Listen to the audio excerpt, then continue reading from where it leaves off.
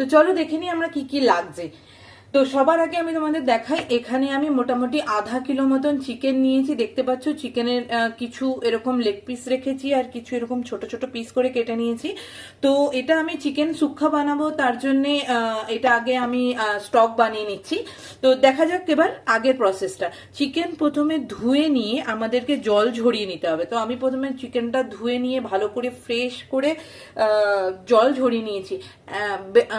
Normally তোমরা বাজার থেকে আনার পরে এটা করেই থাকো, এটা বলার কিছু নেই, এটা শেখানোর কিছু নেই, তাই জন্য স্টেপটা আমি স্কিপ করে দেখাচ্ছি। এখানে জল ঝরিয়ে আমি চিকেনটা মোটামুটি শুকনো করার জন্য রেখে দিয়েছি।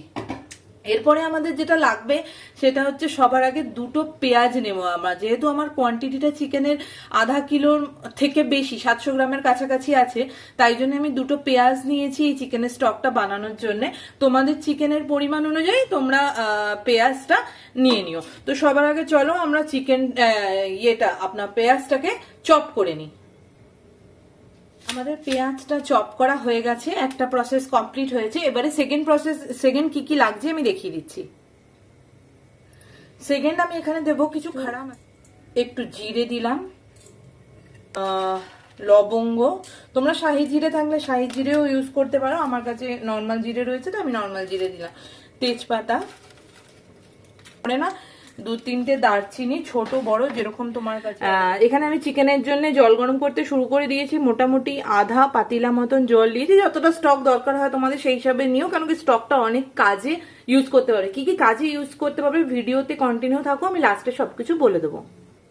এবারে আমাদের চিকেনটাকে নুন হলুদ দিয়ে ম্যারিনেট করে নিতে হবে।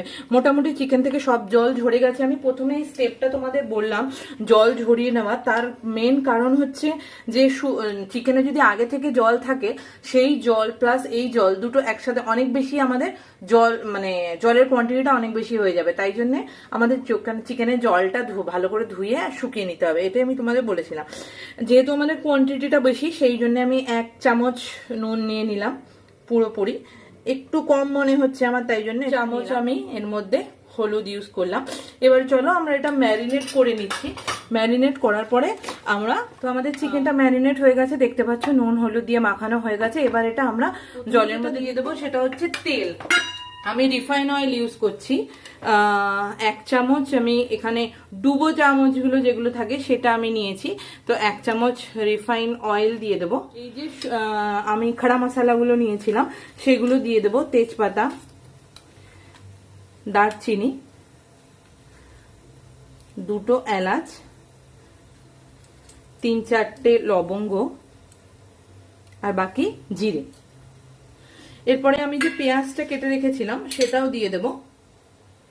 অনেকে এটা তেলে দিয়ে করে, বাট আমি তেলে দিয়ে করি না, কারণ আমরা পরেও গিয়ে তেল ইউজ করবো। রিচ যত তেলের মধ্যে আমি মশলাটাকে করবো, সাতলাবো, তত বেশি জিনিসটা আরো রিচ হয়ে যাবে। তো আমার এখানে উদ্দেশ্যটা রিচ, চিকেনটা দিয়ে দেবো। যেহেতু আমার চিকেনে নুন হলুদ অলরেডি মেশানো আছে, তাই জন্য আলাদা করে আমি আর জলে নুন হলুদ দেব না। এইভাবে আমি চিকেনগুলো 1 বাই 1 দিয়ে দেবো। জলের পরিমাণটা আমি আগেও বলেছি, চিকেন অনুযায়ী জলের পরিমাণটা তোমরা দিও। ফ্লেমটা একদম হাই রেখে দেবো আর একটুখানি নাড়াচাড়া করে দেব। তো এবার এটা ফুটবে।